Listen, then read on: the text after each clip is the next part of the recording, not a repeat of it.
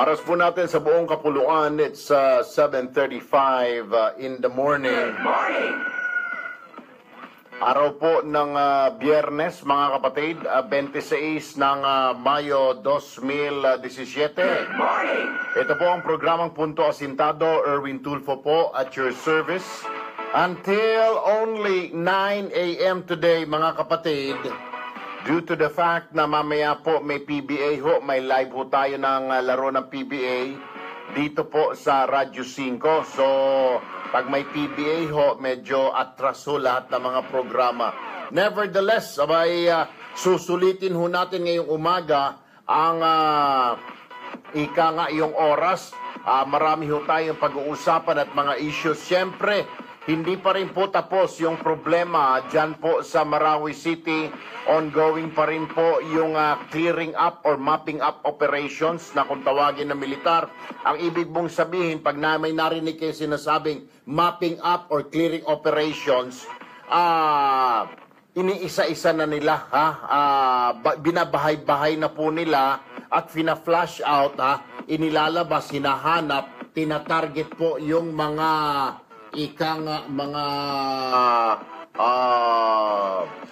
terorista na nagtatago at nagkukuta dyan po sa Marawi City. Hihingi po tayo ng update. Lumalabas ngayon, mga kapatid, Diyos ko po, talagang matindi po itong bakbakan, Mantakin mo sa latest po na report na aming natatanggap, 15 na po ang nasasawi sa panig ng militar at ng PNP. 15 members of the Armed Forces at Philippine National Police ang napapatay na po ng teroristang grupo. Doble naman po doon sa teroristang grupo ng Maute, 31 naman po ang patay sa panig ng mga terorista. 39 naman po ang sugatan sa panig ng militar at pulisya. So may 39 wounded po, 15 ang patay. May mga balita po kasi tayo, mga kapatid, may mga sniper itong mga terorista at ini-sniper po yung ating mga sundalo, mga kapatid. So, at update din ho tayo doon sa mga dinukot na pari at ang kanyang mga sakristan, ang kanyang mga kasamahan po, mga kapatid. So, ating pong balikan yan. And of course, ano ba talaga ang sitwasyon na dyan sa Marawi City? Dahil marami po mga reports na lumalabas, okay na raw, may mga nagsasabi hindi, may mga putukan pa rin. Mamaya-maya po, tutok lamang at hihingin po natin ang reports po mula sa ground, mula po sa Armed Forces of the Philippines, and of course doon sa mga tao dyan mismo sa Marawi City. Pero after this is all said and done, kung ito ay matapos na, mga kapatid, siguro it's high time na imbestigahan ng gobyerno because meron ho akong mga sources na nagsasabi na may mga tumutulong po ng mga taga Marawi City dyan sa terorista na yan. I am not saying everybody, pero may pangamba ngayon. Ang mga otoridad, ang lalo na ang militar, doon sa kanilang mga reports sa kanilang commander na may mga ibang taga Marawi dyan kinukup-kup itong mga teroristang grupo. Bakit kanyo? Kasi kamag-anak ng ilan dyan. Ang tanong dito, ito ba mga kamag-anak na ito na kumakanlong, na kumukup-kup, siguro dapat imbestigahan ito, kasuhan at kasuhan. Hindi po pwedeng yung mga sympathizers at supporters dapat makasuhan. Ito rin po yung ginangaw-ngaw ngayon ng mga makakaliwang grupo at nagsanib puwersa po kasama ang mga dilawan. Alright? Nakakita po ng kakampi ang dilawan sa pamamagitan ng mga makakaliwa. Ang sinasabi nila, mali ang pagdeklara ng martial law. So nakakita ng kakampi si Trillanes, nakakita ng kakampi ang mga dilawan, si Senadora Risa Ontiveros, hindi raw dapat nag-martial law. Dapat daw ginamitan lamang ng militar ang lugar. Mga sir, mga ma'am, binigay po na example pa ni Senadora Ontiveros, bakit nung panahon ni ERAP, binomba lang daw yung yung kuta ng MILF. Ma'am, for your information, rebelde po ang kalaban noon. Ang mga rebelde, they are fighting for a cause. May pinaglalaban po, Iba na ho sitwasyon ngayon, terorista po ang kalaban ng gobyerno. Ang terorista ay walang sinisino at walang ipinaglalaban, ika nga, na adhikain o prinsipyo, di tulad ng mga rebelde. Isa pa ho, kaya nagdeklara ng martial law, ito po ay ayon sa isang opisyal, I will get the name mo mamaya-maya. Kaya napilitang magdeklara ng martial law ang Pangulong Duterte, mga kapatid, because of the fact, maraming kalaban na. Nariyan yung Maute, nariyan yung Abu Sayyaf, nandyan yung Bangsamoro Islamic Freedom Fighters. Dagdag mo pa dyan ang New People's Army, na nag-ooperate ngayon dyan sa mga Christian na areas, sa Davao, sa mga Butuan, nag-ooperate sila ngayon dyan, Davao Oriental, Davao del Sur, di ba? So maraming kalaban, may komunista at may terorista. Leaving no option po sa gobyerno natin to use its muscle. Pag sinabing using its muscle, ito na po yung AFP at PNP. Kailangan po ng gobyerno gamitan din ng dahas, ika nga, puwersa. I don't think na sobra po yung puwersa na ginamit, yung martial law na yan. I think it's tama lang, mga kapatid, because kaliwa kanan na po ang kalaban. May komunista rito sa kaliwa, merong terorista sa kanan. Anong gagawin mo, Wala pong iniwan yan, mga kapatid. I will give an example. Ikaw ay nilusob sa iyong bakuran ng dalawang mga buang, ng dalawang lasing at pinaghahamon ka. At may mga dalang ice pick. Anong gagawin mo? Hindi mo mapakiusapan yung dalawang lasing. Siyempre, ang gagawin mo, kita mo talagang papatayin ka nila, papatayin yung pamilya mo. Of course, you have to defend yourself. You have to defend your family. What will you do? Armasan mo rin sarili mo. Kumuha ka ng itak siguro. Kung may baril ka, kukunin mo na ang baril. To protect your family, to protect yourself, di ba? Ganito rin ang gobyerno natin. Para mapangalagaan ang lugar, mapangalagaan ang buhay ng mga tiga-Marawi, gumagamit siya ngayon ng militar at ng pulis, at inilagay niya sa martial law yung lugar na yan. Ibig sabihin, walang pwedeng pumasok dito basta-basta. Yan ho, hindi ho naiisip ng ilan yan, salita ng salita, sinasabi, kasi nung martial law, panahon ng Marcos, iba ho yung panahon ng Marcos, mga kapatid. Before we speak, sana ho, bago tayo magsat-sat at magngaw-ngaw, kaliwa man kayo, kanan man kayo, sa gitna man kayo, left, right, leaning, central man kayo, or center, yellow, blue, green, pink, kung ano man ang kulay ninyo. Think, ang sinasabi lamang ho natin, dalawa po ang kalaban, marami po ang kalaban Hindi na ho maintindihan ng gobyerno sino ang kalaban, mga kapatid. Kaya, it's only right na ginamit niya na ngayon yung buong puwersa niya, yung sandatahang lakas at ang pulis. At saka, kakaiba po itong martial law na ito dahil yung martial law na ito ay contained lamang o confined lamang sa Mindanao. Ikalawa, meron pa pong mga korte, meron tayong Senado, may Kongreso tayo. Nung sinasabi ninyong martial law, mga makakaliwa na mga kababayan ko, yung panahon ni Marcos, wala pong Kongreso, wala pong Senado. Entonces, walang pwedeng pumigil kay Pangulong Marcos dati na magsabi, Mr. President, tama na yan, bawiin mo na yung martial law mo. Ngayon, nandyan yung Kongreso, nandyan yung Senado, okay? Ito pa nga ho ang balita ko, mga kapatid. Medyo hesitant itong si Senador Coco Pimentel, ang Senate President. Dahil ayaw po ng tatay niya, si dating Senator Pimentel, ng martial law dahil si Senator Pimentel, yung matandang Pimentel, biktima po ng martial law ni Marcos. Kaya nga po, isa pa yan. Baka mahirapan nga ang Pangulo, kausapin ang Senado, ang Senate President, na palawigin pa kung kinakailangan itong martial law na ito. Dahil pwedeng reviewin ng Senado ang martial law na idiniklara ni Duterte. Pwedeng reviewin ng Kongreso kung kailangan patigilin na ipapatigilin na ho yan. Unlike noong panahon ni Marcos, yan ho pinagkaiba. Wala ho tayong Kongreso, wala ho tayong Senado na pwedeng sabihan ng Pangulo, tama na. Iba ho Daldal tayo ng daldal kasi hindi naman natin alam yung sinasabi ho natin. Yung iba pa dyan, sasama-sama sa rally, hindi pa nga pinapanganak. Diyos ko po naman, doon pa lang, kinakain pa lang ng tatay-nanay nila. Modda pa lang yung iba. Sus Marie. Totoo naman yun, engineer. Oo. salita na iba tapusin na ang martial law. Jesus Maria Josep talaga kayo. Anyway, yan po ang mga pag-uusapan natin. And of course, eto na naman tayo, ha? Dito tayo sa Dalubhasa. Meron ho tayong Ito sulat. na ang IMSD. Itanong mo sa Dalubhasa. Dear Sir Erwin, I am a third-year engineering student dito po sa UST. Problema ko po itong aking nililigawan na nag-aaral naman po sa isang exclusive school dito sa Maynila.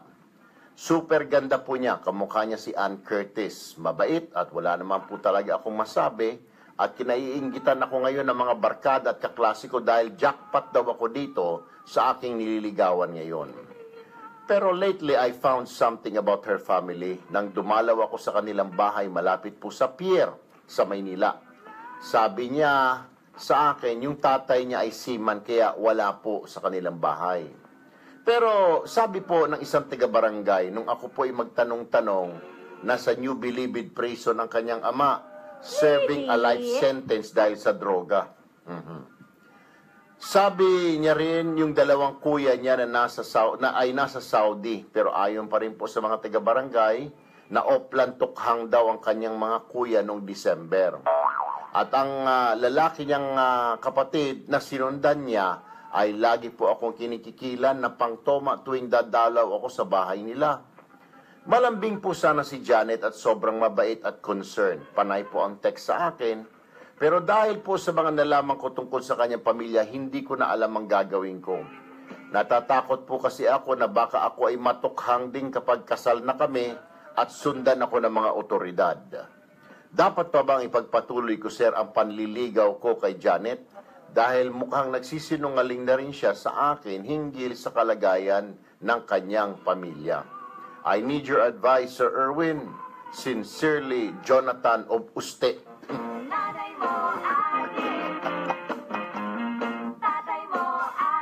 Alam mo, Jonathan ng Uste, ay tutok lamang mamaya. Meron tayong itatapat na magbibigay ng payo sa'yo. Mabigat ngayon. Anuhin mo nga yung super, tama ka. Super, pero super ganda engineer, ha? Abay, kamukha ng ta-artist yung kanyang nililigawan. Pero ngayon lang natatakot siya dahil yung airpods daw nitong babae, nasa New Bilibid niya yung serving a life sentence sa droga. Yung dalawang kapatid, natigok, natukhang.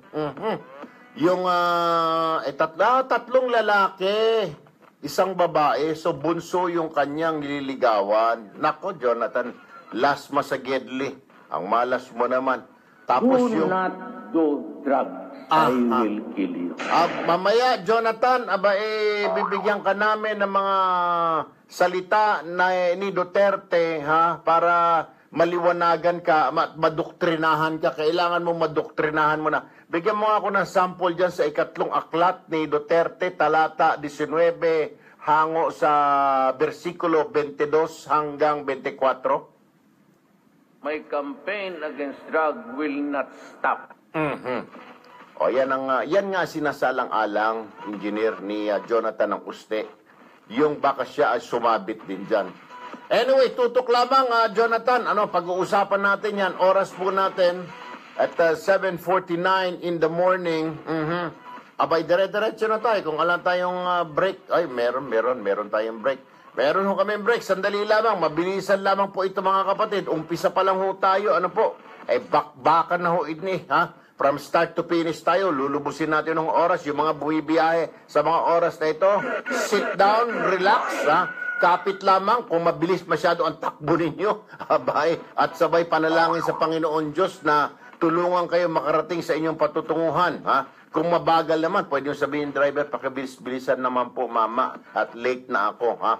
Yung mga nasa bahay laang, relax laang. Yung mga OFW natin, na mga inaantok-antok na, lalo na sa Middle East, dahil madaling araw daw ngayon doon, engineer, sandali lang po ito, 1 hour and a half lamang ho tayo, mga kapatid, ha? Kaya pagpasensya nyo na. Pero, I promise you, mag-i-enjoy kayo sa ating programa. Siyempre, magagalit ho kayo, iinit ang ulo nyo, pero towards the end, dahil sa IMSD, ay kayo ho'y mapapangiti ko. Tutok lamang, 10 minutes to go before 8 a.m. Magbabalik ang paborito Good morning, Glory Fe Ishida, Almira Mejiano. 92.3 News FM. Of course, Hardilin Roldan, Emmy Calma, good morning. Renante Cantalan, Robit Monterde, Jeffrey Baraha, Rosiga Baterna, Prince Open Arms, hey, good morning. Meron Prince, Almira Mejiano, Jinky, De Leon. Ang paglalaro sa kasino ay para sa may edad 21 pataas lamang. Magtakda ng oras at limitahan ang gastos sa paglalaro. Huwag Saan? magsugal kung nalulungkot. Huwag hayaang makasira ng buhay at pamilya. Para sa impormasyon ukol sa responsible gaming, tumawag lamang sa hotline 521-0957 o bisitahin ang www.pagcor.ph/regulatory.php. Isang mensahe mula sa Pagcor. Keep it fun. Game responsibly. Karanatang piliin at ating laruin. Lotto din sa Ganun. Tino. Pati sweepstakes partner tayo. Gadget din ang makakas. Cash ng swerte. Ganun ba? At bagong small sige, ganun na gawin mo. lottery. Mary Jean, good morning. Marilyn Carillo, Shane Murillo, thanks for joining. Prince, sa labas sa ligawan. John Largo, good morning. Lolit Batarina, thanks for Paalala joining, po sa ma'am. publiko, ang Heart PCSO ay walang Jasmine. Facebook account or Facebook page. Anumang Facebook account or Rain Facebook page Daphne na from Hong nagpapakita Kong, ng ingat pangalan o dyan. logo at larawan ng Maria PCSO Leonora Lee, ay peke. Christina Ang D. official Azuelo, website address ng PCSO Joba ay Paular, 353. Naku, 353.pcso.gov.ph. pasensya na kayo. But Mabuting anyway, balita good mula morning. sa SSS. Glenna Para sa mga Sampayan, good-standing members, Tina pwede na Pasita, mag-extra thanks for savings. sharing this video. May SSS, Betchay Meso Fund na. Sarapanan. Mabuting pagkakataon ito na magkaroon ng ipong mas may pakinabang. Sa SSS Okay. Meso Fund, extra Mary savings Rosa mo, save na Silva. save. Extra savings mo, Fatima kumikita. Corpus. Extra savings mo, maaasahan sa kinabukasan. Makipag-ugnayan na sa Balmaceda. SSS. Alamin ang Okay. SSS Meso Fund. Samantalahin ang mabuting pagkakataon. Mag-extra savings. Mastuo. Mag-SSS Meso Fund Marife na. Borda, Ang oras, Radyo 5, Yes. yes. Sa inyo ng Tanduay Select. Piliin mo Orlando maging ikaw. Sikatin, Maging bukas. Julio Bermiser. Saan ka galing, Julio? Wala ka kahapon. Tumorjak ka ba? Maging masaya. Si Tumorjak. Ikaw ba ay Kanta mo. nag-overtime? Sayo mo. Heart, Jasmine, Maria Lee, good morning. Aida, Mirabilia. Oy, Ivy, Kung ano ang gusto mo. sino isasalang agad natin? Piliin mo kung ano ka. Siguro yung sa Kahit yan, South, mahalaga.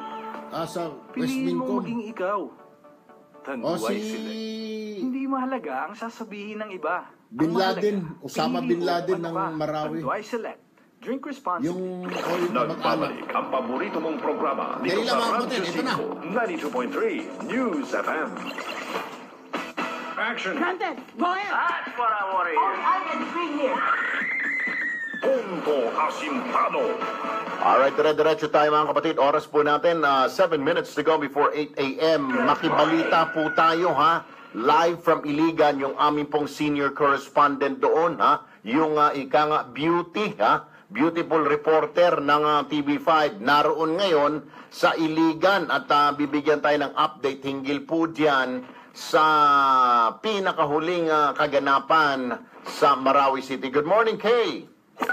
Erwin, yes Erwin, good morning at nakakaloka yung introduction sa akin. Anyway, nandito pa kami ngayon sa Iligan ng aking team. Papunta kami ngayon sa may Marawi City at nakikita nga natin na talagang napakaraming checkpoints pa rin yung kailangan talagang pagdaanan bago pa makarating ng Marawi City. Pero unlike nung mga nakaraang araw, ngayon medyo maluwag na yung biyahe namin. Kung nakaraang araw kasi talagang dinait yung traffic daan sa EDSA sa dami ng mga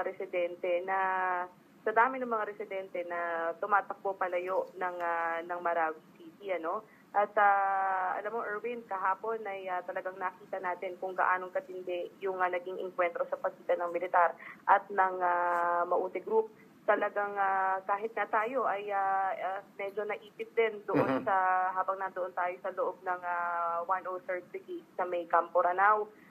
Merong habang naka-standby tayo para sa ating live report sa Action Prime Time, merong tayong nakita na mga sunod-sunod na putukan. Maya-maya, tayo na yung tinatarget mismo ng snipers. Takbo. At meron din tayong nakita ng mga tracer bullet. Kaya naman nagtakbuhan din kami kahapon sa takot na baka tamaan kami. So nag-cover kami doon sa pinakamalapit na building doon sa live point natin supposedly. Pinatay namin yung ilaw, pero even then talagang naririnig pa rin namin na sa direksyon namin papunta yung mga tama ng bala na pinakakawalan ng mga kalaban kahapon. Accordingly, ang sabi sa atin ng tagapagsalita ng 1st Infantry Division na si si Colonel Zoar Herrera ay nasa 26 na raw kasi yung lang na mga napatay nila sa Maudi Group. So talagang part yan ng kanilang diversionary tactics. Talagang haharasin daw niyan yung kampo at nagkataon nga na nandoon kami. Pero wala naman daw dapat na ipag-alala, sabi niya, dahil nga meron naman daw tropa ng militar na nando doon sa paligid at secured naman daw yung vicinity. Hindi naman daw makakapasok ng kampo. Pero just the same, talagang kakaiba yung naranasan natin kahapon dahil simula na dumating tayo dito, kahapon natin nakita yung talagang matinding bakbakan sa pagitan ng magkabilang panig. Question, Kay, maraming mga kababayan natin na nagtatanong na bakit tila nahihirapan ang militar na kubkubing muli ang Marawi City? What is the problem ba talaga? You being there, ikaw naririnig mo sa mga briefing what seems to be the problem at hindi kaagad nila ginagamitan, di ba? Nababasa na namin ngayon sa Metro Manila, dumating na mga tangke, may mga surgical airstrike, ibig sabihin bomba. Pero bakit this is the third day na yata ngayon ng operations, hindi pa talaga ganap na 100% na makubkub nila yung Marawi City? Alam mo, Erwin, sa napansin nga natin, every time na nakikipag-usap tayo dun sa spokesperson ng 1st Infantry Division, ang minsan, ang dating sa atin parang he's playing with words na sinasabi niya wala naman daw dapat na, wala naman daw kailangan bawiin dahil wala naman daw hawak na lugar ang Maudi Group. And sa nakita natin, mukha namang ganun din talaga yung sitwasyon kasi talagang wala naman silang lugar na hindi naman sila humihinto sa isang lugar. Kumbaga, ang ginagawa nila, pupunta sa ganitong mga kabahayan, sa ganitong residential area, magte-take ng pictures and then ipopost yun sa social media para makakuha nga ng atensyon din sa internationally, para makakuha sila ng atensyon. Ngayon, ang tanong natin sa kanila, bakit parang nahihirapan tayo? Kasi yung mga, like say for example, may mga napatay na Christians. Hanggang ngayon, hindi pa raw nakukuha yung mga bangkay nitong mga Christians na to. Ang sinabi sa atin, well, number one, hindi nga kasi priority na ma-retrieve kagad yung bangkay nito mga Kristiyano na... So, ibig sabihin lang nito... Dahil ang punto nila ay merong mas importanteng bagay na kailangan gawin, which is yun nga, habulin nga yung Maudi Group. Alright, pero kay, let me cut in, sinasabi nila na hindi priority ang pag-recover ng mga bangkay. Wala naman talagang i-recover na lugar dahil hawak ng gobyerno. But the point is, bakit patuloy na nakakaparang cat and mouse, nagtatakbo-takbo lang, nakakatakbo-takbo sa loob ng lungsod yung mga terorista? So it means to say, hindi safe. I mean, kung ako tigar Marawi, babalik ako sa bahay ko, baka naman mapugutan ako ng ulo. Ang question dyan ay, kontrolado na ba nila 100%? As it safe na bang umuwi yung mga residente sa kanilang tahanan? Uuwi doon na hindi madukot, lalo na yung mga Kristiyano, at mapugutan ng ulo. Sana ganun yan ang dapat sagutin ng AFP, hindi yung may priority sila na ganito. Ang maganda lang tanong dyan sir, pwede na bang umuwi yung mga tao na pag uwi nila, makakatulog sila na mahimbing na hindi sila mababagabag o mapugutan ng ulo, biglang may kumatok sa pinto nila, mga terorista na pala yun. Dapat ganun hindi nila masagot yun pinapaikot-ikot lang ang mga tao ng AFP. Ang nakikita natin, Erwin, clearly, hindi pa talaga ligtas na bumalik yung mga residente. And kahit nga kahapon, sinabi na rin sa atin ng tagapagsalita ng 1st Infantry Division na in-advise na nila o nagbigay na sila ng abiso doon sa mga residente na ayaw pang umalis doon sa kanilang mga bahay na umalis na kayo dahil maiipit talaga kayo sa encounter. Dahil yung unang plano, wala talaga sa plano or na magsagawa ng airstrike. Yun yung sinabi sa atin. Nako. Anyway, kay Dumating tayo dito ng Wednesday, yung mga residente dito, lahat nagtatakbuhan sa takot at sinasabi nila na magbobomba daw ang mga militar anytime at ayaw nilang madamay. Pero sabi ng military, hindi daw totoo yun. And then the following day, bigla na lang naglungsad ng airstrike. Ang sinasabi sa atin, very fluid yung situation sa lugar. Kailangan nating mag-adapt doon sa pangangailangan ng sitwasyon. Kaya tayo nagsagawa ng surgical airstrike doon sa area. Inabisuhan daw nila yung mga residente. So ang tanong namin, sir, kung inabisuhan ninyo na dapat silang umalis, hindi kaya na-sacrifice naman dyan yung security na yung mismong operation dahil kung malalaman ng mga residente, di alam na rin ng Mauti Group na nandun sila sa lugar at alam nyo na nandun sila sa lugar at bobombahin nyo sila. Alam mo, kay parang disarray ang mga sundalo. It's not that naiinis ako. Ako'y naaawa sa tropa natin, ha? Hindi alam ang sasagutin at dinidribble-dribble. Alam mo, yan ang resulta kasi yung chief of the staff, ang iniisip niya na magretiro, pupunta na siya sa DILG. Itong si Lorenzana naman na isa pang may problema rin siguro ito, sinasabi niya, no appreciation of information, mas malala kaysa sa failure of intelligence. Anyway, babalik-balikan ka namin dyan, ingat kayo ng crew mo, ng team mo, ha? Abay, pag may narinig ka ng mga putukan, medyo hanap ka ng cover. Wala ka bang mga bulletproof vest o mga Kevlar, Kay? Meron naman. Ayan, very good. Oo. Pero namimiss ka na namin. Anyway, maraming salamat kay Imson. Live po siya mula sa Iligan. Ingat kayo ng crew mo. Thank you very much for that report. Kay cambio naman tayo dito ngayon kay dating Vice Mayor ng Marawi na si Agkan Bin Laden Sharif. This is the third day na po na hinihingan po natin siya ng information dahil nandiyan po siya sa loob mismo ng Marawi. Assalamualaikum, Brother Agkan Bin Laden Sharif. Alaikum salam, Brother Tolpo.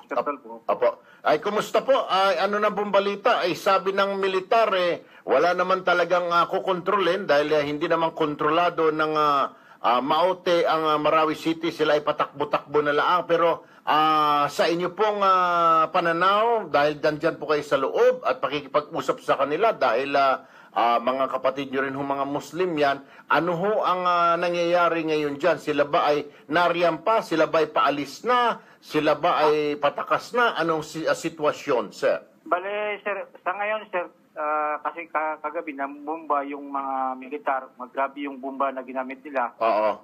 Bale, kasi yung bahay ko ginawa kong evacuation, pero ngayon pinaalis na, 100% umalis na kami doon sa mga, ngayon sa bahay namin, umalis na kami ng Marawi. Dahil sa matindi yung ginawang aerial bombing ng EEP mula nung alas 3 kaninang umaga. So, sa ngayon, yung Mauti Group nandun pa rin sa yung mga kung nasaan sila for about 4 na araw na ngayon. Nasa loob pa rin sila ng Marawi City. Nasa loob pa rin sila ng Marawi City. Totoo ba yung sinasabi ng AFP? Wala namang kukubkubin, wala namang kami ito-take over kasi wala namang kinubkob, wala namang kinokontrol na lugar ang Maute. Is that true?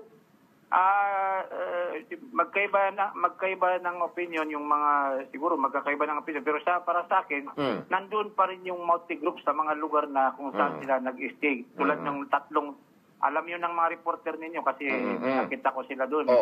So yung mga malalaking bridge ng Marawi City, nandun pa rin yung Mauti Group hanggang ngayon. Yung land na nag-evacuate doon sa bahay namin, dinanan pa niya yung mga Mauti Group doon.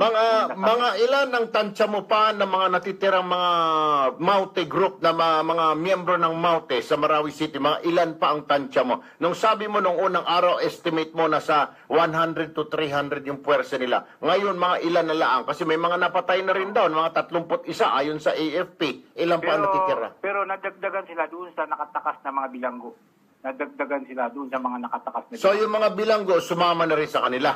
Yung iba sumama, yung iba hindi naman sumama. Alright. So, yung City Hall, wala ng tao kasi si Mayor nung unang araw, sabi niya, dito lang kami, kasama naman kamag-anak ko, ipagtatanggol namin, hindi kami alis dito. Ano ng balita? Yan ba, na doon pa si Mayor? Sir, wala akong information dyan, sir, kasi medyo malayo yung sa Malayo, amin sa malayo City Hall. na, oo. Pwede siya na mismo yung tanongin niyo. So, wala Meron akong suggestion, sir. Sige. Kasi yun na nga, dati akong ceasefire committee ng local monitoring team ng Imayelip at saka gobyerno. Okay. Recognized by the OPAP. Noon, kami binibigyan ng otoridad noon na makipag-usap sa mga OYAS. So, sa katunayan nun, marami akong naparelease na mga sundalo na prisoner of war, mga Imayelip dati noon, kahit tingnan niyo yung record. So, ang suggestion ko dyan, may kasalukuyang agreement ngayon ng Imayelip at saka gobyerno. Mayroong adjag dyan, tinatawag na ad hoc joint action group. Ibig sabihin nun, anti-criminality yun. Imayelip at saka gobyerno.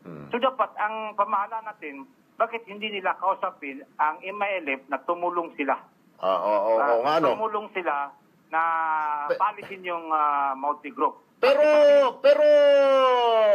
Vice, terorista ito yung MILF, mga rebelde naman. Iba naman ang rebelde, may pinaglalaban yung grupo ninyo o yung grupo ng MILF. Yung terorista, wala Ang ibig kong sabihin, sir, mayroong pinirmahan ng gobyerno ng Pilipinas at saka MILF na ADJAG, Ad Hoc Joint Action Group. Ibig sabihin nun, MILF plus military, joint forces sila. Pero magpapakinggan kaya ng Maote, sabi nyo nga, breakaway ang Maote group na yan ng mga miyembro ng MILF. Papakinggan kaya? Baka mamaya, tawanan lang ng MILF. Sa tingin ko, papakinggan ng MILF kasi ang mga Maote group, dating MILF yan. So, pwedeng kamag-anak nila yung MILF, magkakamag-anak yan. So, halimbawa, kausapin sila ng MILF kung hindi sila papayag. Ang MILF na yung manguna.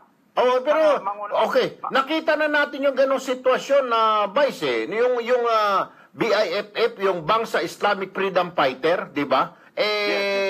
Breakaway ng MILF, pero hindi makontrol-control din ng MILF pa rin. Patuloy pa rin ang existence ng BIFF. Pero sa tingin ko, magkaiba itong sitwasyon ng Maguindanao at alam ko yan, alam mo yung ugali ng Maguindanao. Iba yung ugali ng Maranao. Anyway, sir. Sige po. Sige po, ganun po ang gawin natin. Subukan ko bang tawagan siguro si Secretary Jess Doresa ng Peace Process para iparating kay Pangulo. Pero for now, siguro, sir, wala mo na siguro pistok dyan sa Maote. Talagang ang Pangulo, sinabi na ng Pangulo nung pagdating niya noong isang araw, this will be harsh. Ika nga, talagang magiging malupit, ang martial law na ito dyan sa Marawi City. So, pero we will try, sir. Salamat po dyan sa opinion mo. Ganito kasi yan, sir.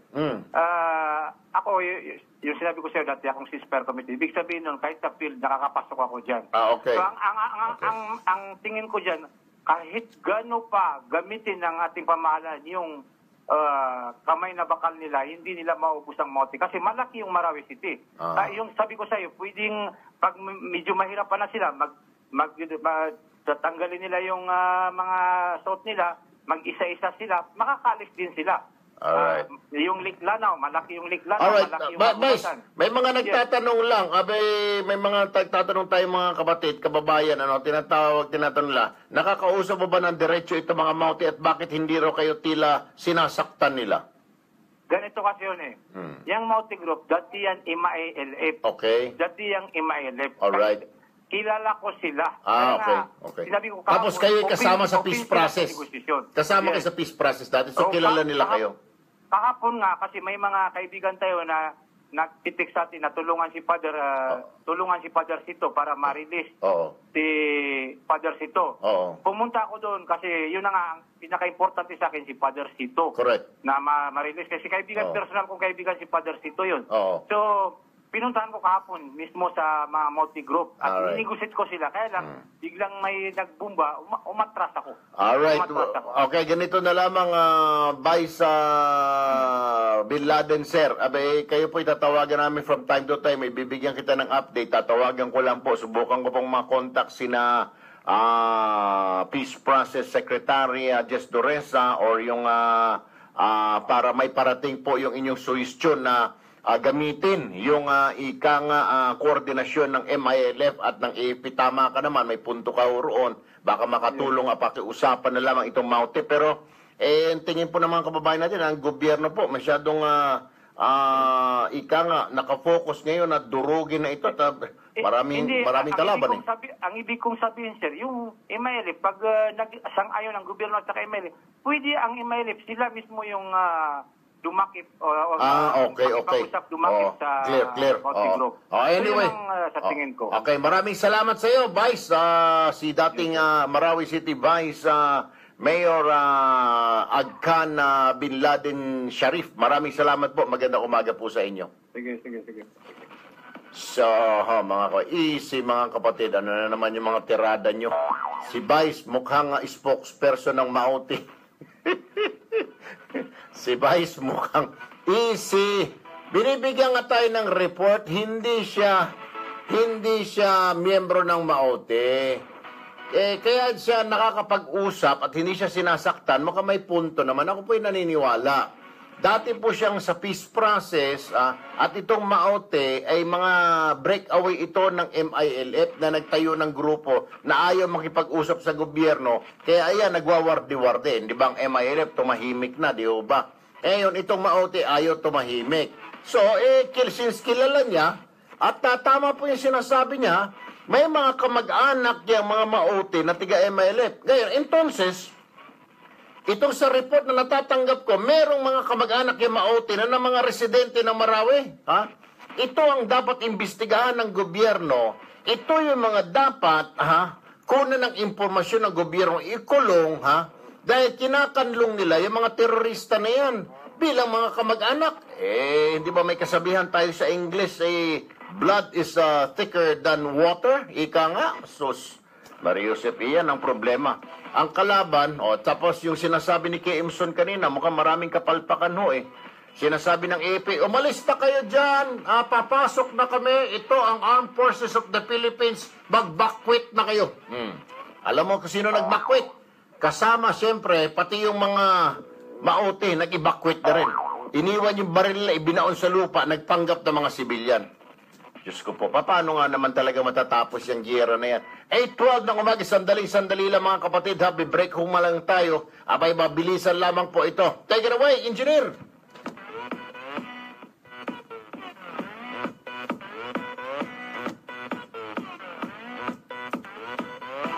Sa hypertension at high cholesterol pa lang, siguradong bagsak ka na. Paano na kung may diabetes ka pa? Live well. Kailangan panatilihing tigasin ng katawan laban sa anumang uri ng sakit. Kaya araw-araw take Gainuracell 3-in-1 capsules. Like us on Facebook, www.facebook.com/Gainuracell. Mahalagang paalala po, ang Gainuracell ay hindi gamot at hindi dapat gamitin panggamot sa anumang uri ng sakit.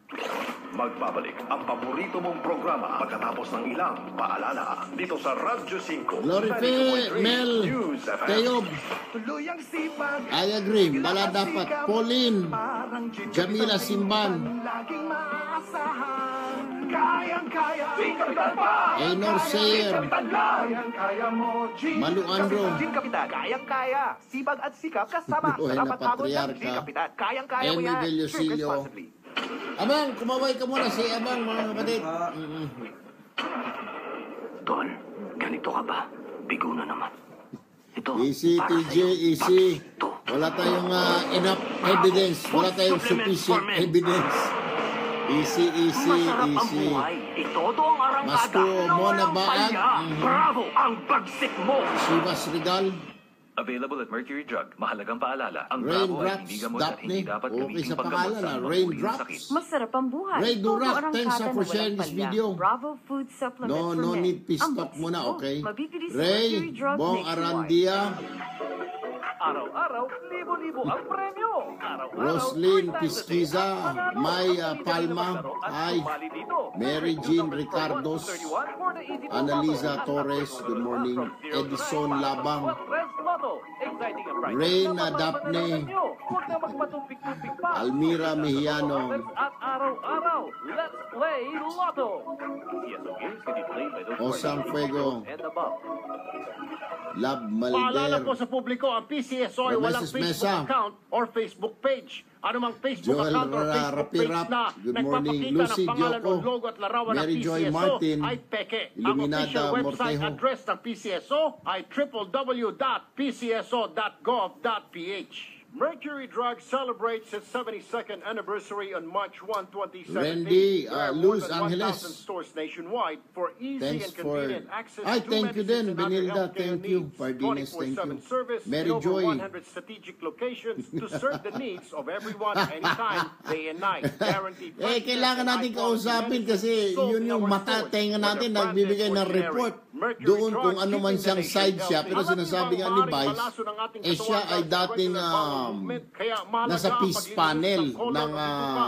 Uminom ng Fiber Health. MILF. Ang Fiber So, Health ay natural kilala food niya yung supplement mga na tao. kayang And mag-colon I believe. detox. I Meron believe din it. itong billions of probiotic na tumutulong Grabe naman mag-eliminate kayo. ng mga bad Alam na bacteria alam.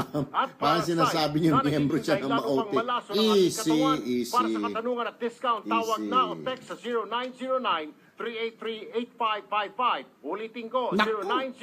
Nael Parille. 0909-383-8555. O Diyos ko tawag po, sa baka hindi pa nga landline nakaamoy ng pulbura ng bala yan. Mabibili Sus, Maricel, ang yung Fiber sinasabi Health mong sa padala Mercury doon. Drugstores, Watson, South Star, Eh, baka Rose puro Pharmacy, makinilya lang, puro 360 computer lang ginagawa Mahalagang dahil nasa paalala, Navy yan. ang Fiber Health Nasa ay hindi headquarters gamot lang at yan. hindi dapat gamitin panggamot. Oh, sa anumang lagi uri nakasuot ng ng sakit. kulay puti Ang oras na sa Radyo uniform. 5 ay hatid sa Baka inyo hindi pa nga Bravo, nakasuot food ng patig yan. supplement for men. Nagpatig Ang lang basic yata yan nung mag-Oakwood mutiny. Oh, maniwala ka dyan. Salita ng salita. At saka ito mga ewan ko ba? Bigo na naman. Si Senador ay mga dilawan nakakita, nagsanib puwersa ang mga dilawan at saka mga kaliwa. Supplement for men. Yung mga kaliwa, naniniwala pa ako doon sa kanilang pangamba. Na walang palya. Ever since naman ang kaliwa talaga ay na martial law. Pero itong mga dilawan, Available at Mercury Drug. Mahalagang paalala. Pero ang ang Bravo punto ko ay lamang hindi dyan, sinasabi gamot kasi na nila, hindi panggamot sa anumang uri ng baka sakit. abusuhin Masarap ang daw. buhay. Todo ang Noong kada panahon, walang katulad palya. daw ng martial law Bravo ni Food Marcos. Supplement for Men. Iba yung Ang kay basic Marcos mo, noon na mabibili sa martial law at Mercury iba Drug rin yung kay nationwide. Duterte. Piliin mong maging bukas. Kay Marcos, ala pong Senado at Kongreso na mag-check and counter-check. Check and balance yan eh. Pakita mo. Chine-check ng lehislatura yung ginagawa ng ehekutibo. Pagmalaki mo. Noong panahon ni Marcos, wala po eh. Walang Senado, walang Kongreso dahil binuwag niya ho, di ba? Pinaghuhuli niya sila Pimentel, ha? Sila Jokno, pinaghuhuli niya dati mga mambabatas. Piliin mong maging Okay? ikaw. Ngayon, tuloy-tuloy lang naman yung Senado, yung Kongreso, hindi naman binuwag na Pangulo. Entonces, may control pa rin. If the Senate or Congress will say, no, stop martial law, i-stop po Dito sa yan. Radyo 5, 92.3 Yan, News hindi nila FM. maintindihan. Tulfo. Punto Asintano. Alright, oras po natin, 17 minutes after 8 o'clock, mga kapatid. Dire-diretso po rin po tayo. Aha. Ito, pinag-uusapan pa rin ho natin itong mga update, itong mga pangyayari ngayon dyan sa loob ng Marawi City. This is the third day na mga kapatid, pero tila hirap po ang militar na putting under control. Bagamat sabi ho nila, everything is under control na, pero ang tanong kasi dyan, bakit may mga sniper pa ho, sir, ha? Bakit ini-snipe kung under control na ho yan? Ibig sabihin na neutralize na po ang kalaban, ha? Wala na pong kalaban dyan sa loob ng Marawi City. That is what you call under control, ha? You cannot say under control, mga sir, ha? Mga ma'am, mga colonel, mga general. You cannot say a place is under control of the AFP, ha?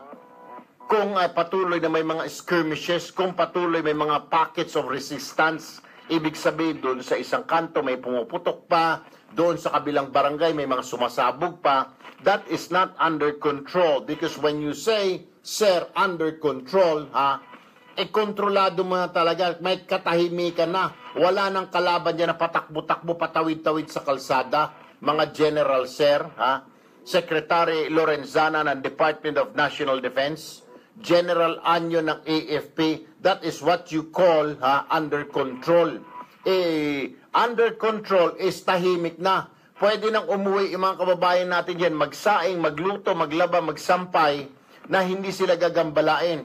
Pwede na yung mga pari dyan, bumalik mga Katoliko, mga Christian, magmisa, mag-church service na hindi pupugutan ng ulo. That is what you call under control. For as long as there is trouble, For as long as may mga putukan pa sa mga barangay-barangay, yung sinasabi nga nung aming reporter na may mga nagpapapicture pa sa loob ng mga bahay-bahay, ibig sabihin, may mga kalaban pa ho dyan, AFP. Entonces, hindi pa po under control yung lugar na yan. That place is not under control yet. Why? Kasi nga may kalaban pa. Diyos ko po. Kasi kung under control na yan, then you can say, you can tell the public, you can tell the residents, uwi na kayo, okay na, under control na namin ito. That is what you call under control. It is under the control of the government. It is under the control of the AFP or the PNP. Pero sa ngayon, sir, I advise you not to say na under control because that place is not under control yet, sir. Sus Mario, sir. Ganun lang ho kasimple yan. Hindi po pwedeng sabihin mo na under control yung isang lugar. Kung talagang may mga gulo pa. May mga gulo pa ho, may mga putukan. Yung ngayon reporter ho natin, pinaputukan pa. Diyos ko po naman. Hindi po pwedeng under control. Mukhang mahina po yung inyong spokesperson dyan. Palitan nyo muna dahil nagkakautal-utal na, nagkakahetot-hetot na yung mga sinasabi. Sus, may Diyos, Panginoon ko. Anyway, mga kapatid, alas 8:21, cambio rin ho tayo dito sa, ewan ko ba ha, problema na nga ho dyan sa Mindanao. Ito naman ho doon sa mga, tumawag ka nga ng bayan siguro, ha? Yung mga leftist dyan. Kasi sinasabi po ng leftist, itigil ayaw nila ng martial law dahil maaabuso raw. Sige. Maaabuso raw ang mga sundalo, ha? Ang karapatan ng mga tao. Alam naman ho natin, pag martial law, alahong karapatan ang mga tao, mga kapatid. Ngayon, kung yung pang-aabuso na pangamba ninyo, sabi naman po ng Pangulo, pwede naman kayo tumakbo ng korte dahil may korte pa naman. Di pa naman isinasara ang korte, di ho ba? So, at saka iba ho kasi ito ngayon. Yung noon, panahon ni Marcos, buong Pilipinas po yun, ala ng Senado, ala ng Kongreso, na pwedeng takbuhan, pati ang Supreme Court, tameme, dahil hawak ng gobyerno. Ngayon, Sos Maria Lourdes Sereno, hindi hawak ni Duterte, ang Senado, nandyan si Coco Pimentel. Naku, si Coco Pimentel pa. Yung tatay niya kontra sa martial law. Kaya yan ang ang problema ngayon, kapatid ng Malacanang. Kung paano kumbinsihin si Coco Pimentel dahil yung tatay niya ayaw talaga ng martial law. Dahil naging biktima siya ng martial law, which I can understand. Sa Kongreso naman, kaalyado talaga ng Pangulo yan. Si House Speaker Pantaleon Alvarez. So, ibig kong sabihin dito mga kapatid, why do we have to worry? Nandyan po yung Senate, nandyan po yung Congress, alright? Nandyan po ang ating Korte Suprema. Noong panahon ng martial law noong 1970s, dekada 70, ala po ang tanging si Marcos lamang at Fabian Ver ang nagpapatakbo ng ating bayan. Ha? Ang Army, Navy, PC pa noon, wala pang PNP, ang nagpapatakbo ng ating bayan, lalo na yung Metrocom dito sa Metro Manila. Pero other than that, kaya nga, alright, ito na. Ito kaibigan din ho natin, si Renato Reyes, Secretary General ng Bayan. Magandang umaga, Nato, sir. Ay, magandang umaga, Erwin, at sa ating mga tagapakinig. Alright, kahapon po, nagpahayag po ang inyong grupo na tutol po kayo dito sa pagdideklara ng martial law. Sir, pakipaliwanag ho bakit? Well, unang-una ho, nais namin sabihin na mariin namin kinokondena ang ginawang pag-atake ng Mauti Group at tutol na tutol kami doon sa ginawa nilang pagpatay, panununog ng mga pasilidad ng sibilyan. Nararapat lang na sila ay pigilan sa kanilang ginagawang paghasik ng lagim. At tingin namin may sapat na kapangyarihan ang pamahalaan para pigilan sila nang hindi gumagamit ng isang mapanganib na instrumento tulad ng martial law. Kaya naman po ng gobyerno at sinabi nga nila under control, contained na sa Marawi City yung grupong naghahasik ng lagim. So, hindi na ho siguro kailangan na buong Mindanao pa ang isa sa ilalim sa martial law at lilikha pa ng mga problema sa pang-aabuso.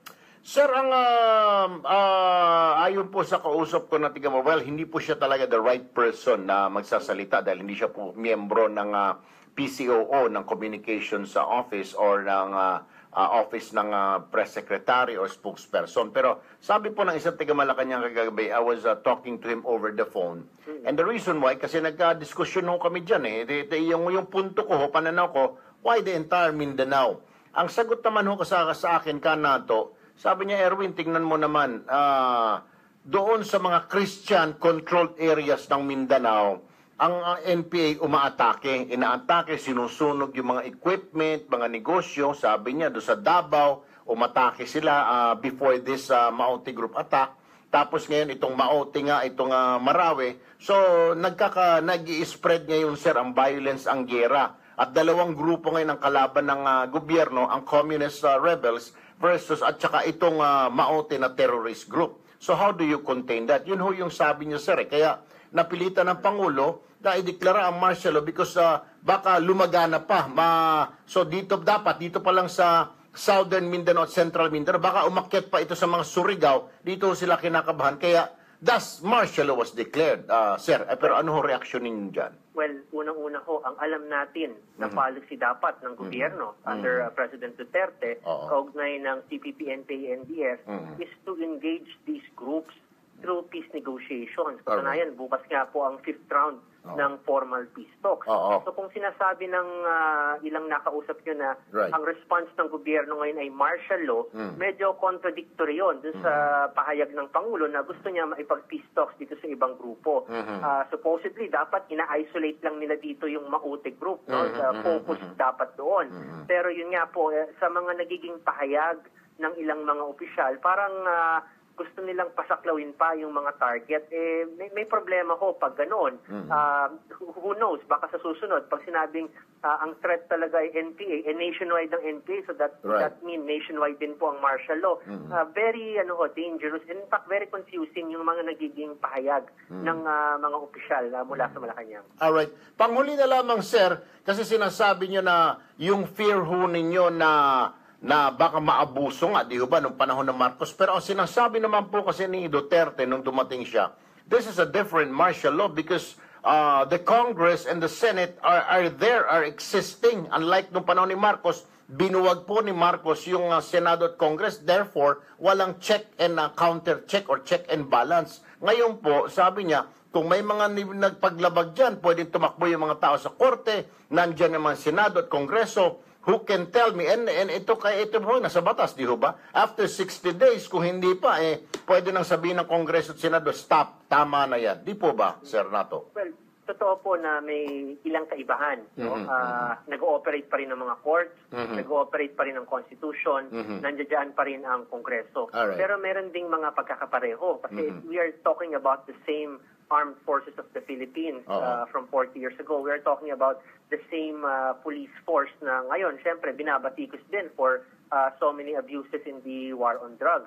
So no matter how good the intentions of the President may be, kahit gaano pa kaganda ang kanyang mga hangarin, pagpalagay na natin, yung mga nagpapatupad naman po, iba ho ang mukhang iniisip na agenda.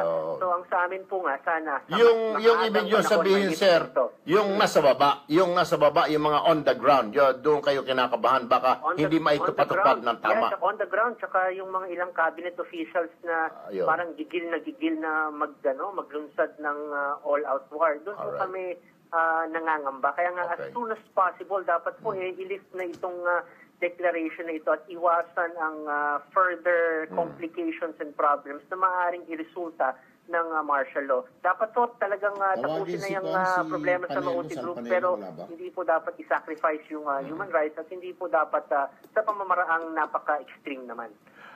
Nato Reyes, Secretary General ng Bayan, maraming salamat po, sir. Magandang umaga po. Maraming salamat din po sa inyo at magandang araw sa ating tagapakinig. Well, mga kapatid, wag na ho kayo magalit, mga nasa Facebook. Puro nakasimangot. Kailangan ho natin tawagan kasi bahagi po yan, ng malayang pamamahayag. And of course, ang balanced media ho tayo. We have to get the side po ng kabila. Kaya tayo nagpapasalamat, sumasagot ho sila dyan. Unlike po yung mga sila Trillanes, sila Alejano, kaya ang tingin ho ninyo, hindi tinatawagan. Tinatawagan din ho sila, ayaw lang ho nila sumagot. Ito ho'y sumagot. So, ayan, wala ho tayo magagawa. They answered and they gave their opinion.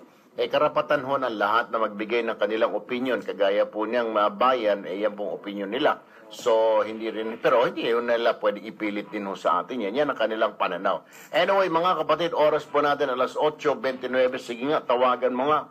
Or sa Kongreso, si Jess Dureza, yung panawagan ni Vice Mayor, Vice Mayor Bin Laden Sharif. Ang pangalan, parang familiar, no? Sounds familiar. Bin Laden Sharif. Anyway, alamin natin kung kasi, pero ang pangako rin pala ni Manong Digong, mga kapatid, gusto nga niya in 1 week tapusin na ho ito. Ayaw niya ho talaga ng martial law din, maging ang Pangulo. Kasi nga po, like I said yesterday, it is not good for a country na may martial law. Ang martial law po kasi parang parang may emergency sa bayan na yan, ha? So kung ikaw ay turista, hindi ka pupunta dyan dahil pag sinabi mo martial law, ang unang pong papasok sa ulo ng tao, napakarami mga sundalo dyan, mga tangke, ha? Pag sinabi mo martial dyan, katakot-takot na checkpoint inspection sa airport pa lamang. Yung mga napapanood ho ninyo sa sine, ganon, yung sa airport pa lamang, ganon. Siyempre, yung turismo, yung mga turista, hindi na ho papasok. Yun ho ang nakakalungkot dyan, it is not really good for the business. Entonces, pag walang turista, walang mga tao dyan, sa Marawi lalo na, nag-backwit na yung mga tao dyan, paano pa yung mga negosyo, yung mga hardware store dyan, yung mga mini mall nila dyan, mga gasolinahan nila dyan, siyempre, wala hong tinda. Entonces, pag walang tinda, walang kita, mga kapatid. Pag walang kita yung mga residente, paano na lamang? Paano nila makakabili sila ng mga gamit nila? Magpapasukan pa naman. Or magbabayad ng mga buwis sabi nila, nag-gira po rito ng 1 linggo. Naalala ho ninyo sa Sambuanga dati, ha? Na nagka-gira dati, ganun ho nangyari. Wala talagang kinita. Kaya yung gobyerno inabsuelto, yung mga loan, inabsuelto, ha? Pansamantala ng gobyerno, binigyan ng delay yung pagbabayad. Kasi nga, wala yung mga tao, walang kinita yung mga tao. Okay, nasa linya na si Secretary Vitaliano Vit Aguirre. Magandang umaga po, Secretary Vitaliano Vit Aguirre, sir. Good morning, Erwin. At magandang umaga rin sa iyong viewers and listeners. Oo, sir. Sir, mabilisan lamang. Alam ko pong busy kayo. Ito pong martial law na idineklara ng Pangulo, sabi nyo nga ho, it is within the bounds of the law. Pero ito ho ba, sir, kung sakasakali sabihin ng Kongreso at Senado, tama na yan, Mr. President, they can do that, right? That's right. They could either revoke or affirm the validity of the declaration of martial law by the President. Okay. So, pwede nilang i-override yung utos ng Pangulo na pagdeklara ng martial law dyan sa Mindanao? That's correct. Under the Constitution, pag sinabi ng Kongreso in joint session, ang House at Senate, that they are revoking the declaration of the President of martial law even before the expiration of the 60-day period, pwede yun. And the President could not override it. Kung papalawigin ng Pangulo siya at kailangan, wag naman na tumindi pa ang laban, kumalat pa yan. Beyond 60 days, kailangan niya na ng approval po ng both houses or Congress lang or Senate lang? Ganun pa rin. Joint session pa rin mag-approve niya. So, alaman natin yan, since, halimbawa, before the end of the 60-day period, pwedeng sabihin ng Pangulo na we need some more time. Ang guidance kasi ng Pangulo dito sa kanyang speeches, that pag sinabi ng ating armed forces, PNP, na everything is under control, then it means that there's no more use for martial law. But pag hindi yan yung nasabi sa akin yan, in other words, if the armed forces of the Philippines the Philippine National Police would not assure me that this will not continue, then he will be forced to ask for extension. Alright. Sir, kayo, member po kayo ng cabinet. Ano pong makikibalita lang ako? Baka may alam ho kayo. We're trying to call the spokesperson and the PCOO, pero wala hong nasagot. Baka through you, sir.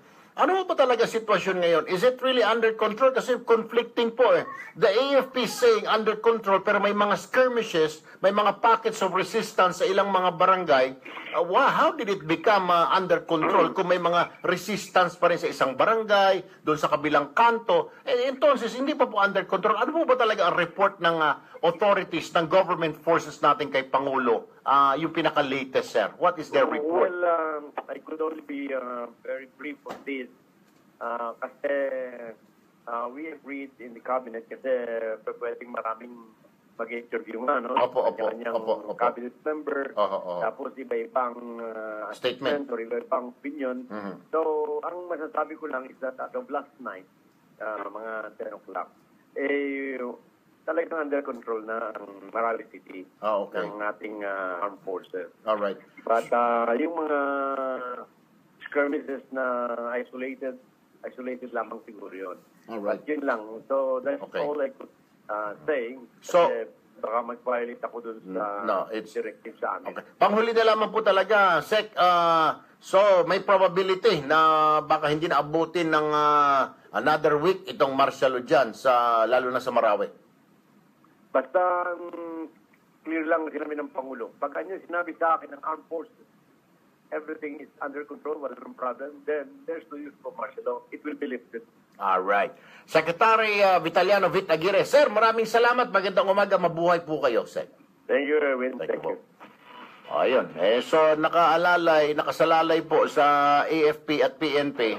Pag sinabi po ng AFP, under control na, sir, hindi na po natin kailangan ng martial law, mas mabuti. Kasi it's really, mga kapatid, hindi, kahit sino naman ho tanungin ho ninyo, lalo na ho yan, pinuno. Alam nyo ho yan may mga report sa kanya ang Department of Finance. Nako sir, walang pumapasok na kaban. Yung Department of Tourism, nako sir, wala pong turista ngayon na pumapasok.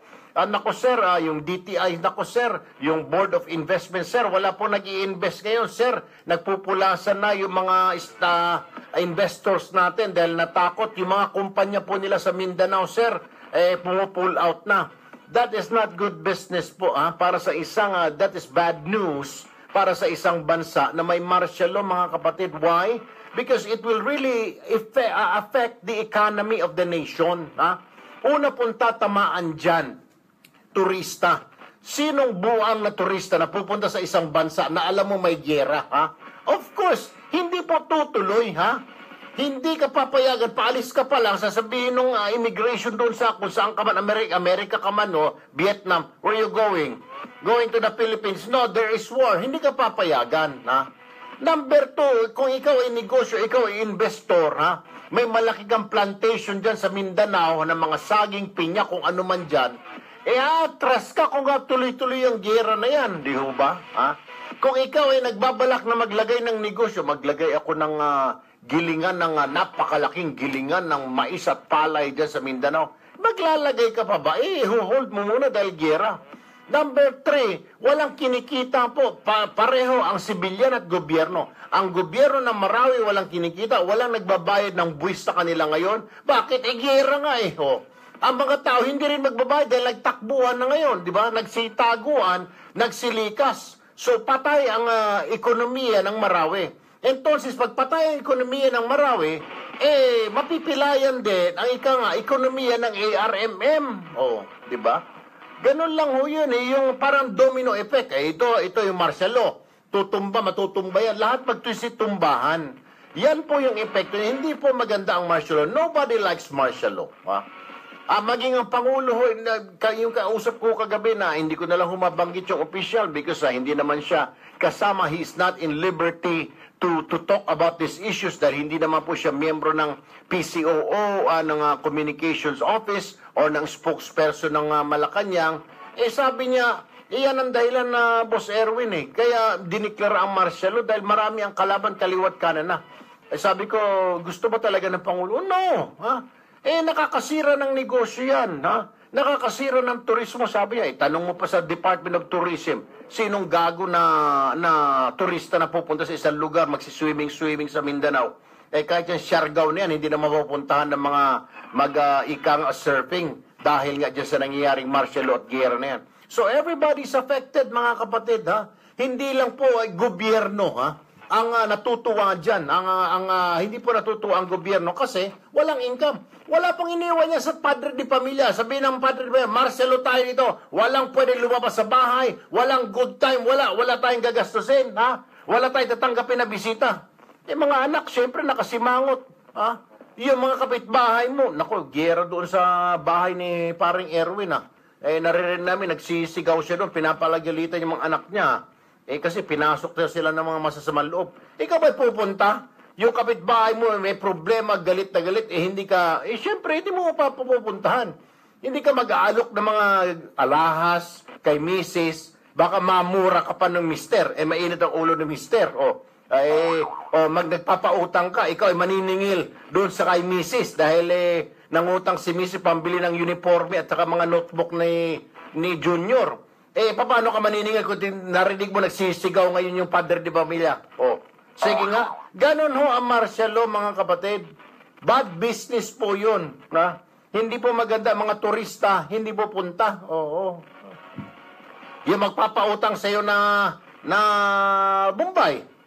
Kailangan mo na pera. Sabi mo, puntahan mo ako bukas, pautangin mo ako.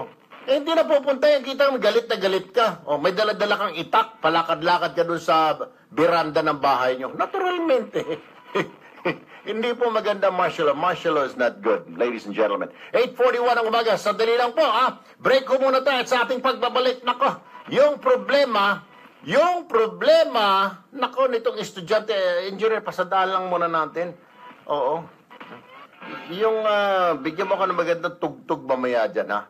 Anyway, ito po yung problema dito sa itanong mo sa dalubhasa. Dear Sir Erwin, I'm a third-year engineering student dito po sa UST. Problema ko po itong aking nililigawan na nag-aaral po sa isang exclusive school dito sa Maynila.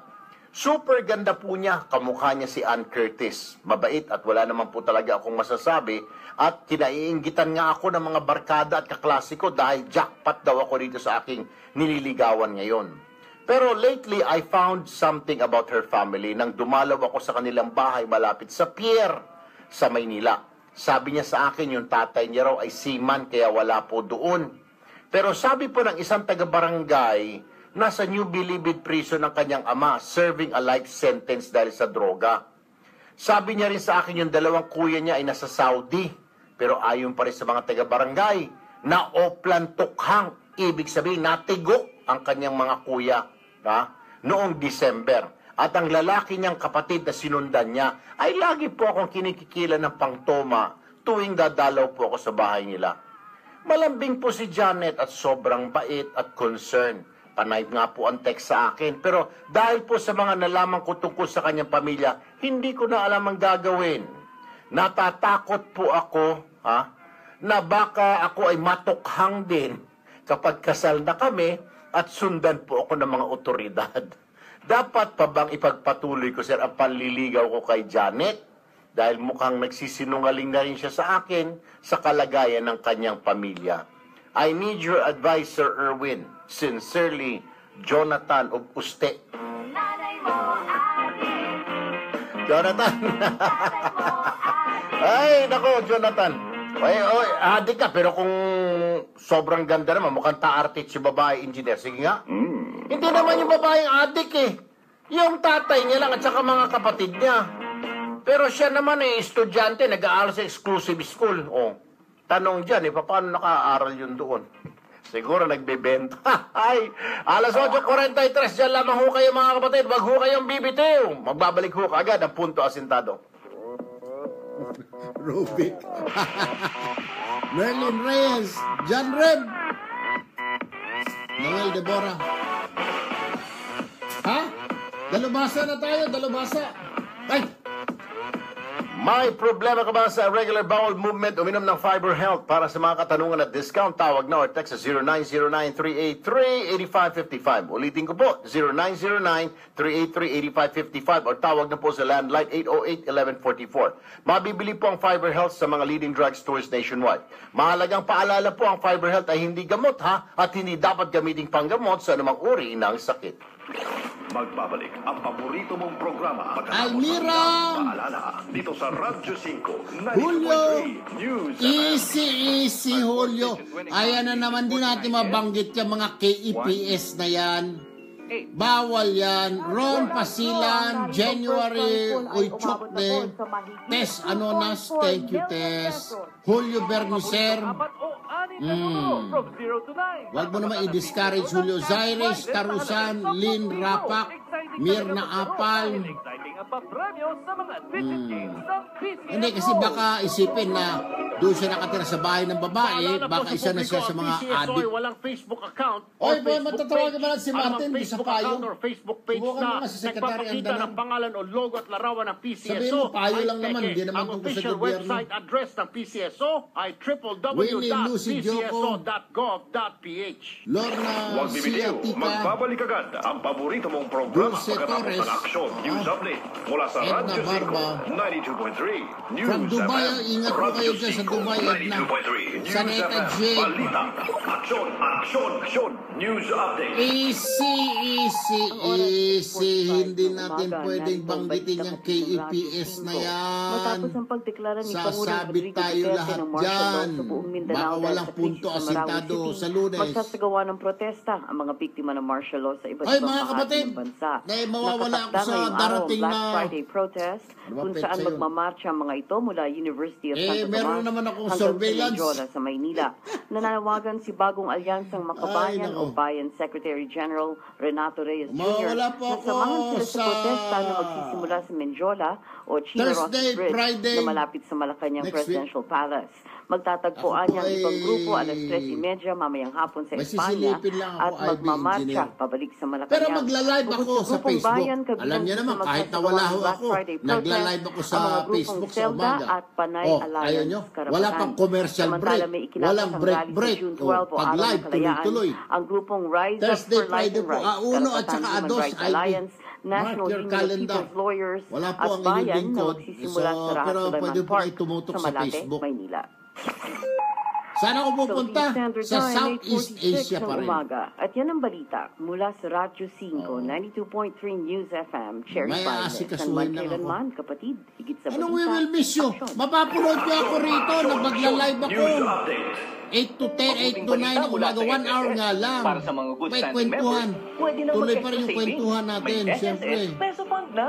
Mabuting Sana naman pagkakataon ito na gagala. magkaroon ng Diyan sa maging kinaroroonan mo, pakinabang. Prince. Sa SSS Peso Fund, extra Hindi, savings biro mo, lang, safe na safe. Extra savings mo, kumikita. Ano naman, sasama ka na naman, Extra savings Rubik. mo, Dagdag maasahan pasahe ka lang. kinabukasan. Makipag-ugnayan na sa Magla-live SSS. ako. Alamin ang Oh, SSS hindi nyo rin Peso Fund. mararamdaman na wala dahil alas 8 ang alas 9 ng umaga. Magla-live tayo katulad ng pagpunta ko ng Thailand.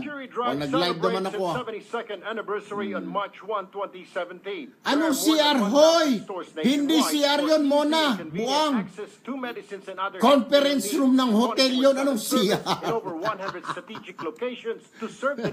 Nagbinayaran ko nga yung conference room, parang 1,000 pesos per hour. Anong CR? Conference room yun. Mercury Drug, keeping the nation healthy.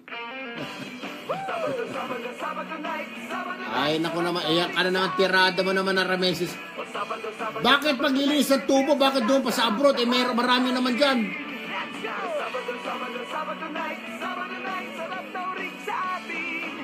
Ano mang araw, Sabado nights na. Mag San Miguel Paint Pilsen na. Sarap ng uring, sarap ng totoo.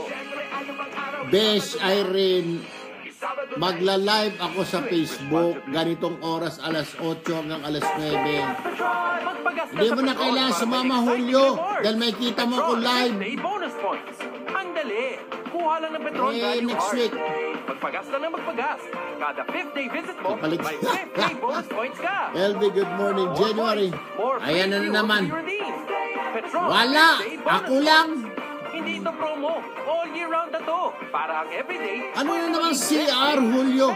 Hindi CR yung nag-live ako. Conference room yun. Right for you. Nakadamba ka. XCS 95 Hindi naman Tri-Action HK. Advantage. For better engine protection. Pag sinabi ko rito, baka nagmumonitor ang mga kalaban natin. Your dreams.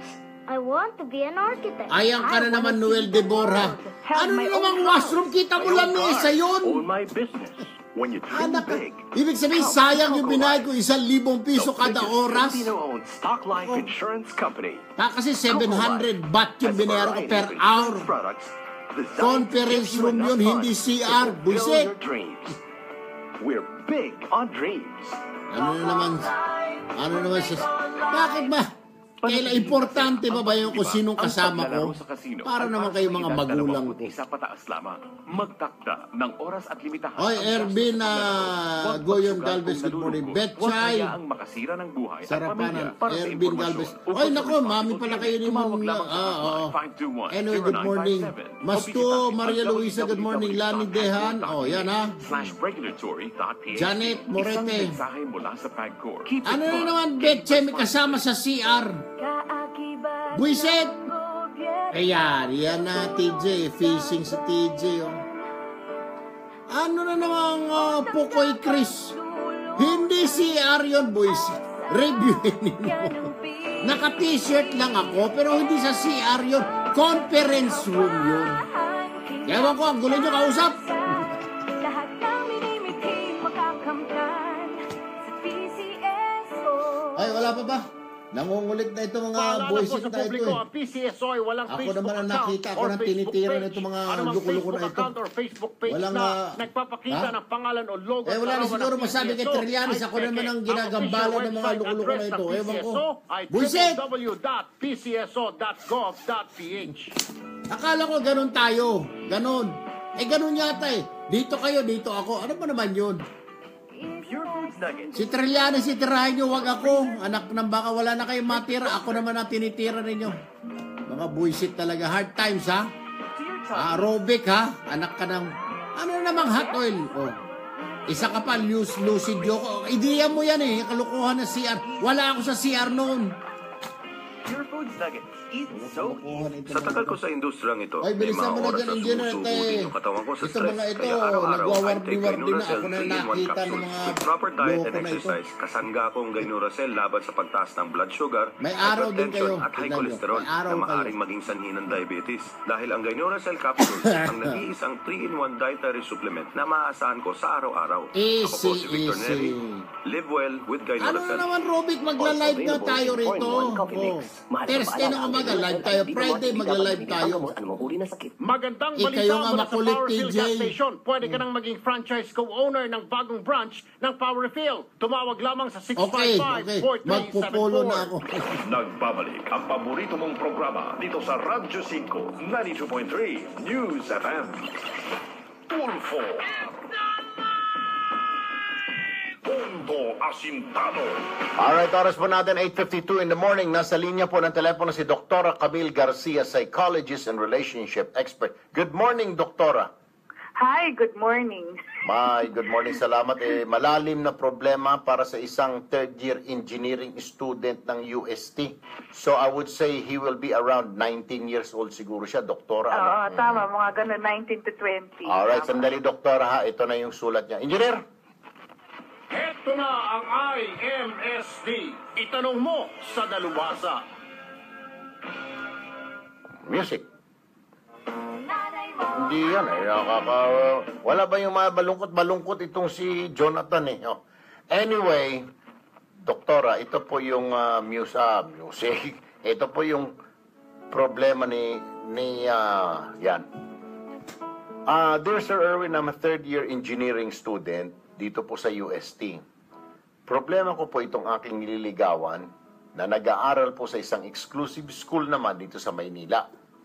Super ganda po niya. Kamukha niya po si Ann Curtis. Mabait at wala naman po talaga akong masabi at kinaiinggitan ako ngayon ng mga barkada at kaklase ko dahil jackpot daw ako dito sa aking nililigawan ngayon. Pero lately I found something about her family nang dumalaw ako sa kanilang bahay na malapit sa pier dyan sa Maynila. Sabi niya sa akin kasi yung tatay niya ay seaman, kaya wala po doon lagi sa bahay. Pero sabi po ng isang taga-barangay nung dumalaw ako, nasa New Bilibid prison ng kanyang ama, serving a life sentence dahil sa droga. Sabi niya rin, yung dalawang kuya niya ay nag-abroad at nasa Saudi. Pero ayon pa rin doon sa taga-barangay, na oplan tukhang daw ang kanyang mga kuya nung December. Ibig sabihin, doktora, natigok. At ang lalaki niyang kapatid na sinundan niya ay lagi po akong kinikikila ng pangtoma tuwing dadalaw ako sa bahay nila. Malambing po si Janet at sobrang bait at concern. Panay nga po ang text sa akin, pero dahil po sa mga nalaman ko tungkol sa kanyang pamilya, hindi ko na alam ang gagawin ko ngayon. Natatakot po ako na baka ako ay matukhang din kapag kasal na kami at sundan-sundan ako ng mga otoridad. Dapat pa bang ipagpatuloy ko sa paliligaw ko kay Janet? Dahil mukhang nagsisinungaling rin siya sa akin sa kalagayan ng kanyang pamilya. I need your advice, Sir Erwin. Sincerely, Jonathan of Uste.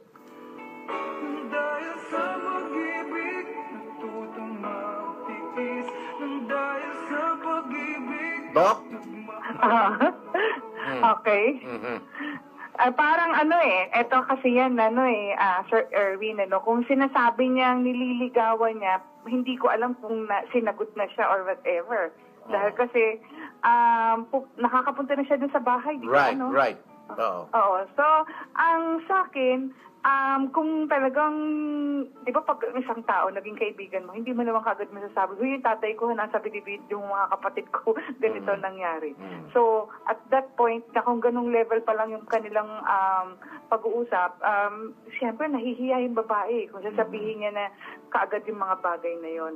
And kung sasabihin naman natin yung pagsisinungaling yon dahil panliligaw pa lang siya, tandaan natin, wala naman obligasyon ng tao na sabihin kaagad lahat-lahat ng mga bagay na hindi magaganda tungkol sa sarili niya. And, siyempre, itong mga ganito, siguro, Jonathan, unang-una, do not confuse yourself with the facts.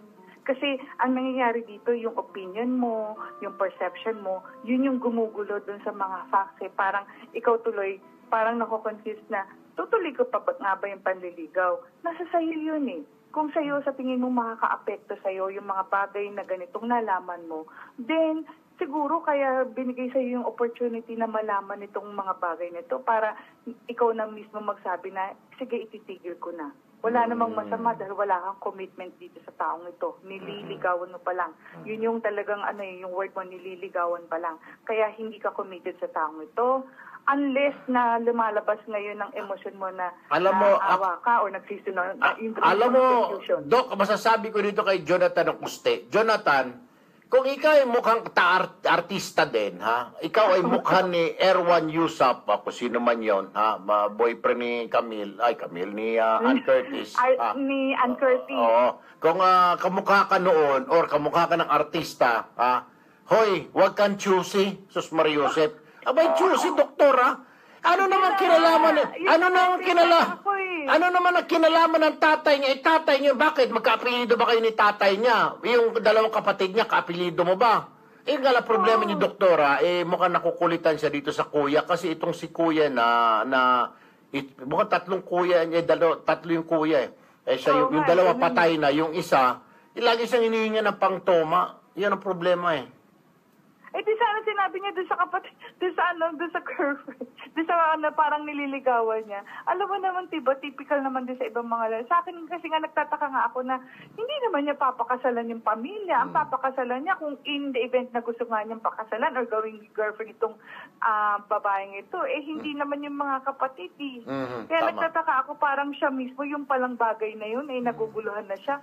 What more, ako ayokong, sorry Jonathan kasi pag yung ganyan ka, ibig sabihin sobrang mapili ka, ayokong maging boyfriend ko. Pero may duda ako dito, may naamoy ako, doktora, baka may kaya itong si lalaki, nagdadrive na ng kotse siguro. Talaga, nagkakaroon siya ng ganung nagdadrive na ng kotse ito, baka ang allowance ito sa nanay niya, 1,000 isang araw, yung mga tila maporma ba, di ba, nung college time, may mga kaklami, mga kaka-eskwela tayo na gano'n sa school na may nagdadrive ng kotse, pag break time, nandun na nakabukas yung kotse, nakabukas pa yung speaker at nagpapatugtog sa parking lot. Baka tipong ganon itong lalaking ito, si Jonathan Kaya Maguste. talaga sigurong naanoan siya, ini-extort siya. Dahil kasi siyempre, tapos lalaman, nag-aaral ng engineering, tapos sa UST, di ba yung mga ganun?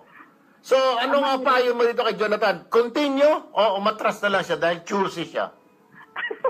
Una, Jonathan, eto na yung sinasabi natin na alam mo, tandaan mo when someone judges you, it's not about you. It's more about yung limitations mo, yung insecurities mo, yung mga fears mo. So, mas maigi siguro isang tabi mo yung mga naiisip mong ganyan at saka tignan mong maigi, ano ba yung gusto mong mangyari. Kung talagang gusto mo tong babaeng ito, go for it. Dahil kasi hindi mo kinakailangang isipin kung ano yung pamilya. Dahil hindi pamilya ang pakikisamahan mo kung hindi yung babaeng minamahal mo. Tama. Sundin mo ang tibok ni Junjun. No, si Junjun. Pag sinabi nating tibok ni Junjun ng talagang papailali. Si Jonathan Jr. siya, ma'am, nakalagay doon sa... Jonathan Jr., inalis ko na lang yung Junior. Talaga kaya sinabi ko Junjun, sundin ang tibok ni Jonathan. Oo. Okay yun. Basta kung ano yung nararapat na sa tingin niya. Dahil kasi nga ang nangyayari dito, pre-judge dahil meron siyang behavior towards dun sa kuya. Siguro mas maigi, kausapin niya maigi yung babae. Uy, ba't gano'n nalaman ko dun sa barangay, ganyan-ganyan. Ano ba ang totoo? As simple as that, hindi kinakailangan paikot-ikot din yung kanyang... Ay, pag ginanong-ganon niya, dapat mag-ready ka na rin na mabasted, Jonathan. At saka masyado kang maarte. Ano ba siyempre dapat kasama sa buhay yun, di ba, doktora? Kasi you found out something na mahirap pala itong babaeng ito, ganito pala. You have to face the consequences. Una pa lang, alam mo na nakatira malapit sa pier o hindi naman sa subdivision, hindi naman sa Ayala Alabang. Entonces, alam mo na mahirap yan. They are poor. Then face the music, Jonathan. Oo. At saka baka kung sinabi niya na nag-aaral sa exclusive school, baka scholar. O di ibig sabihin, yung babae gumagawa ng paraan na maging maayos yung buhay niya. Tama. Hindi yung isipin mo na nagtitinda rin si babae ng shabu sa eskwelahan. Nagtutulak. Anyway, Doktora Camille, maraming salamat muli Huwag kayong manawa sa amin at have a nice weekend. Happy weekend. Sana ka sa susunod na linggo. Follow your heart, sabi ni Teresa Valencia, Junjun. Hindi, kasi nga si Jonathan Jr. siya, hindi ko lang sinabi. Sabi ni Teresa Valencia, follow your heart, Junjun. So, dinagdag ko na lang yung Junjun. Kasi junior talaga siya. Anyway, yun ang masasabi ko sa iyo, The mere fact na ikay pumunta doon sa bahay at nakita mo na doon nakatira sila sa may pier, hindi mayaman yan. Entonces, mahirap. So, face it, Ito sana ngayon, nagre-reklamo ka. Sana umatras ka na. Nakita mo na looban yung bahay nila sa may pier nakatira o walang subdivision dyan. Umatras ka na. Anong tulak? Tulak nga raw. Tulak yata ng barko. Easy. So, yan, Jonathan. And that is the facts of life, Jonathan, And that is the realities, ng buhay ng tao, hindi po pwedeng lahat, roses are red, violets are blue, Yan ang sinasabing ang mundo, That is life in this world, Maganda yung besides, God will not give you everything. May kaya ka, maganda yung nililigawan mo, kinakausap ka, mayaman si papa mo, engineering, gagraduate ka as engineer. Si babae ngayon, yung nililigaw mo, baka yung future mapangasawa mo ay mahirap lang. Yung tatay nasa kulungan, baka malapit na lumaya, good behavior yan. Di kunin mo na, makapagkuha sa kasal, set nyo na lang ang kasal nyo pag nakalaya na si tatay niya. At pagkatapos, yun nga lang, yung dalawang kuya niya, wala na yun, negative na. Nasa sementeryo na yun. Anyway, Jonathan, it's up to you, man. I mean, if you want to pursue. If you really love this girl, kung ano pa man siya dyan, face it, alright? Love her as a whole, hindi yung per kilo. Mahalin mo siya kung ano siya, kung saan man siya nanggaling, sino man siya. Hindi ba may kasabihan tayo sa English, I love you not because of who you are, rather of what you are. Mahal kita hindi dahil sa kung sino ka, kung ano ka. Ganun dapat tayo magmahal. unconditional. When we love someone, it should not be who you are. Sino ba yan? Kung hindi, ano ba yan? Ha? What you are. Because in that case, kasi if you love somebody because of who they are, dahil sikat siya, dahil mayaman siya, dahil maganda siya, maganda ang background ng pamilya niya, wala mangyayari. That love will not last long. Pero if you love a person because of what that person is, ano pa man yan, umulan, bumagyo, maguhuman ang mundo, mahal pa rin kita, irog ko. Bueno, mga kapatid, 9:04 na umaga.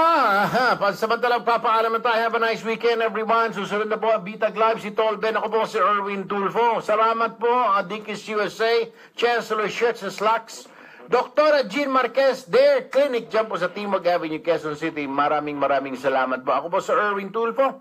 Teka muna, let's pray po for the safety of our troops in Marawi right now. At lahat po ng mga kababayan natin dyan sa Marawi at buong Mindanao. Let us pray for peace. Ako po si Erwin Tulfo, nag-iiwan sa inyo ng isang magandang umaga, Pilipinas. See you Monday!